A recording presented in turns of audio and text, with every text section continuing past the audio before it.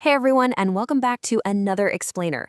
Today, we're unpacking a topic that, sure, might sound a little dry at first glance, but it's actually one of the absolute most critical elements of modern accounting. We're talking about IFRS 7, financial instruments, disclosures. Now, right off the bat, I want you to stop thinking of this as just some boring rulebook.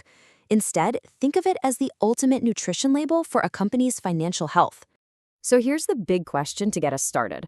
If financial statements are basically just a company telling you their story, how do you know they aren't hiding the truly terrifying parts deep in the fine print? Well, while other standards like IFRS 9 dictate exactly how a company should bake its financial cake, IFRS 7 is that detailed label on the side of the box. It tells the investor exactly what risky ingredients are inside and whether those ingredients might cause a massive financial stomachache down the line.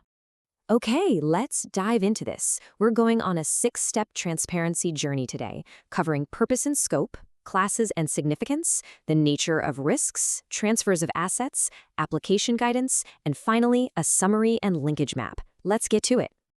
Starting with Section 1, Purpose, Scope, and Terms. Let's establish the foundation of IFRS 7. The core objective here is actually pretty simple, but it's incredibly powerful. It's to reveal the true significance of a company's financial instruments, along with the nature and extent of the risks attached to them. You might be wondering, why does this matter so much? Because without these specific disclosures, a balance sheet is really just a static snapshot.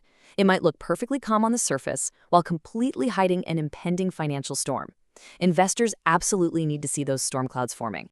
Now, a quick warning here. IFRS 7 doesn't cover absolutely everything under the sun. There are some explicit exclusions to watch out for. Interest in subsidiaries, insurance contracts, and share-based payments are totally excluded. Why? Because they fall under completely different standard ecosystems, like IFRS 10 or IFRS 17. The goal is to prevent overlapping or conflicting rules in financial reporting. To properly apply these rules, we all have to speak the exact same language, which is outlined in Appendix A. Take a term like credit risk. It's defined as the risk that a party fails to discharge an obligation, causing a financial loss. Precise definitions matter immensely here. When our fictional business, let's just call them Company A, drafts their reports, this specific definition dictates exactly what data they must pull from their systems to reveal to their investors. No guesswork allowed. Moving on to Section 2, Classes and Financial Significance, Grouping and Revealing the Numbers. Now, what's really interesting about the principle of aggregation is that it requires management to strike a very delicate balance. You can't just dump a million trivial details on an investor. They'll drown in the data.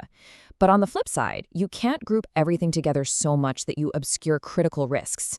Management has to use actual judgment to create specific classes of instruments that reveal the true risk profile, rather than just lazily copying the measurement categories straight out of IFRS 9. This dynamic plays out quite differently depending on which statement you're looking at. Over on the statement of financial position, the disclosures focus entirely on what you hold. We're talking categories like amortized cost, fair value, and special situations like pledged collateral, defaults, renegotiated terms, or even compound instruments. But flip over to the statement of comprehensive income, and the disclosures completely shift to performance. It's all about net gains, losses, and the flow of interest income and expense. And this brings us to a really vital linkage with the rest of the IFRS universe. IFRS 7 heavily relies on IAS 32 to explain the rules around offsetting. Basically, when you can legally net a financial asset and liability against each other, it also leans completely on IFRS 9 to define the actual measurement categories, like fair value through profit or loss, that have to be disclosed. They all work together. All right, Section 3, Nature and Extent of Risks. This is literally the heartbeat of IFRS 7. Here's where companies are required to give us both the story and the hard facts. The qualitative disclosures are the story part. Management has to explain what their risk exposures are, how they actually arose, and the internal policies they use to manage them. But, a story just isn't enough on its own. It has to be backed up by quantitative disclosures, the hard numbers detailing their actual, literal exposure to credit, liquidity, and market risks, right at the reporting date. To truly show market risk, IFRS 7 actually forces companies to simulate economic shocks using sensitivity analysis. For example, it essentially forces a company to answer a very direct question. What exactly happens to our profitability if interest rates suddenly spike by 1% or drop by 1%? It strips away the assumptions and reveals just how vulnerable the balance sheet is to the open market. And then there's credit risk. Honestly, this isn't just about who is already defaulted. Companies must explain their expected credit loss, or ECL models. They need to disclose exactly how they determine if a risk has increased significantly, the forward-looking macroeconomic data they're relying on to predict the future, and their specific estimation techniques. It is all about forecasting the losses way before the customer actually goes bankrupt. But wait, there is a really important exception here to keep in mind. Sometimes a standard sensitivity analysis at year-end totally misrepresents the true danger. Imagine a company closed out a bunch of risky positions on December 30th just to look safe for the reporting period. If standard models hide the true danger, companies are strictly required to use alternative risk models and explain them, giving investors the honest, unvarnished picture. Section 4. Transfers of financial assets.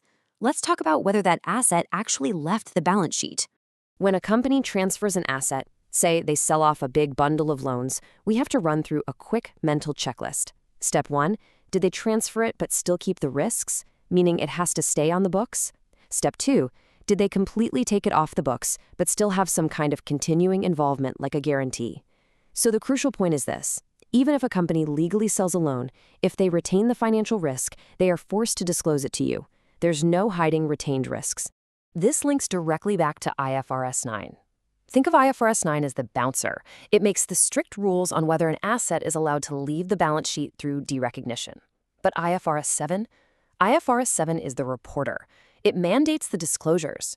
If an asset stays, or if a risk is retained, the entity must thoroughly explain those retained risks and rewards to the investors. All right, Section 5.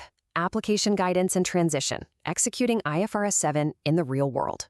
Appendix B is where we get into the granular, practical realities of applying these rules. It requires companies to closely analyze their risk concentrations. For instance, does our fictional company A have 80% of its loans heavily concentrated in one specific geographic region or a single industry?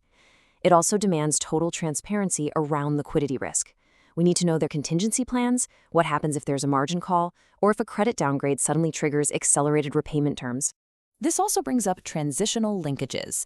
Whenever accounting rules undergo a massive seismic shift, like the transition from the old IAS 39 to the modern IFRS 9 standard, IFRS 7 steps in to require specific transitional bridging disclosures. It's there to ensure investors can see exactly how categories and carrying amounts shifted from the old incurred loss models to the new expected credit loss models. It makes sure the transition isn't just used as a convenient smokescreen. And finally, Section 6, Summary and Linkage Map. Let's wrap this up with the complete transparency framework. And this brilliantly illustrates our scope exceptions in a nutshell. Just to quickly recap, if it's a subsidiary, you look to IFRS 10. If it's insurance, you head over to IFRS 17. Share-based compensation, that's going to be IFRS 2. But almost everything else regarding financial instruments falls squarely under the intense magnifying glass of IFRS 7. To bring it all home, the entire IFRS universe is perfectly connected. IFRS 9 handles the measurement, IAS 32 handles the presentation, IFRS 13 calculates the fair value, and IFRS 7 is the standard that forces the actual disclosure of it all. So I'll leave you with this final provocative thought. If IFRS 7 is the nutrition label for a company's financial health, are you reading it closely enough to spot the financial toxins before you invest? Thanks for joining me on this explainer, and keep learning.